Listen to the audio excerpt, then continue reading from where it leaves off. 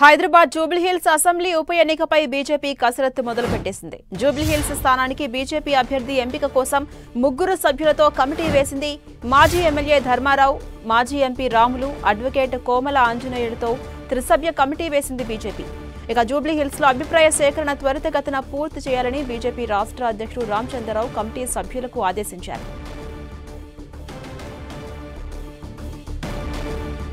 Updates మా ప్రతినిధి అజయ్ అందిస్తారు. అజయ్, జూబ్లీహిల్స్ ఉప ఎన్నికపై స్పెషల్ ఫోకస్ చేసింది బీజేపీ. ఇప్పటికే త్రిసభ్య కమిటీని వేసింది కదా, ఆ కమిటీ వర్క్ ఎలా ఉండబోతోంది? అప్డేట్స్ ఏంటి?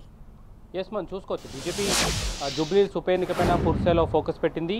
ఈ మొదటి వారంలో, అంటే ఈ నెల మొదటి వారంలో జూబ్లీహిల్స్ ఎన్నికల షెడ్యూల్ విడుదలయ్యేందన్న వార్తలు వస్తున్న నేపథ్యంలో పూర్తిస్థాయిలో ఫోకస్ పెట్టి అక్కడ అభ్యర్థి ఎంపికకు సంబంధించినటువంటి కసరత్తును అయితే మొదలుపెట్టినటువంటి పరిస్థితి కనబడుతుంది. ఇందుకోసం బీజేపీ రాష్ట్ర అధ్యక్షుడు రామచంద్రరావు త్రిసభ్య కమిటీని వేయడం జరిగింది. ఈ త్రిసభ్య కమిటీ ఎవరైతే జూబ్లీహిల్స్లో ఉన్నటువంటి పరిధిలో ఉన్నటువంటి నాయకులు, అక్కడ ఉన్నటువంటి స్థానికంగా ఉన్నటువంటి కార్యకర్తలు, అదేవిధంగా బీజేపీ ముఖ్య నేతల అభిప్రాయాన్ని అందరిని కూడా స్వీకరించి ఎవరు ఇక్కడ అభ్యర్థి అయితే బాగుంటుందన్న దానిపైన కసరత్తు కూడా చేయనున్నారు.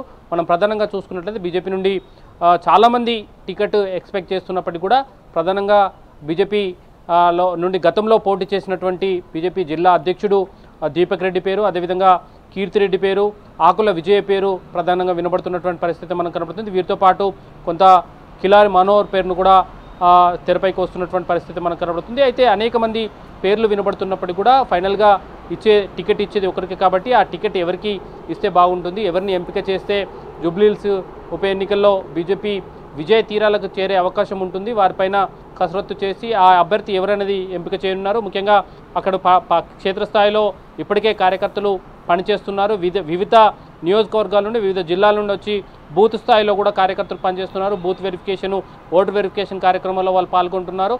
వాళ్ళు క్షేత్రస్థాయిలో తిరుగుతున్నటువంటి సందర్భంలో ఎవరైతే పార్టీ అభ్యర్థి ఎవరైతే బాగుంటుంది, ఎవరైతే పార్టీ గెలవడానికి అవకాశాలు ఎక్కువ ఉంటాయి అన్న దానిపైన క్షేత్రస్థాయిలో పనిచేస్తున్న వారి అభిప్రాయాలు తీసుకోవడం, అదేవిధంగా రాష్ట్రంలో ఉన్నటువంటి ముఖ్య నేతల అభిప్రాయాలు తీసుకోవడం, నియోజకవర్గంలో ఉన్నటువంటి ముఖ్య నేతలు, నాయకులు, కార్యకర్తల అభిప్రాయాలు తీసుకుని ఒక 3 పేర్లను రాష్ట్ర నాయకత్వానికి సూచించడం, రాష్ట్ర నాయకత్వం ఆ 3 పేర్లను జాతీయ నాయకత్వానికి పంపిస్తుంది. ఆ తర్వాత తుది పేరును జాతీయ నాయకత్వం పంపించడం జరుగుతుంది. ఈ అభ్యర్థి ఎంపికను కసరత్తు చేసేందుకు ఈ త్రిసభ్య కమిటీని అయితే వేయడం జరిగింది. ప్రధానంగా ఈ 3 పేర్లు, దీపక్ రెడ్డి, కీర్తిరెడ్డి, ఆకుల విజయ, ఈ 3 పేర్లను అయితే వినబడుతున్నటువంటి సందర్భం అయితే కనబడుతుంది. గతంలో పోటీ చేసిన అనుభవం దీపక్ రెడ్డికి ఉండగా కీర్తిరెడ్డి కొంత క్షేత్రస్థాయిలో పనిచేస్తూ ప్రజల్లోకి వెళ్తున్నానన్న చర్చ కూడా నడుస్తుంది.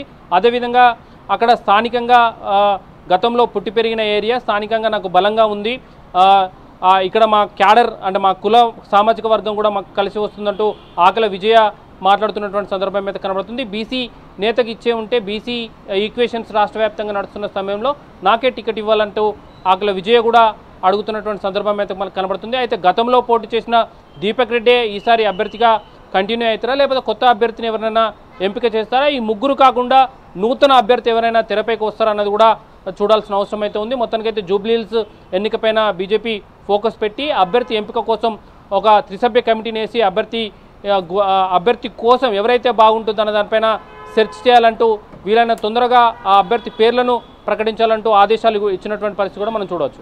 Right, thank you Ajay.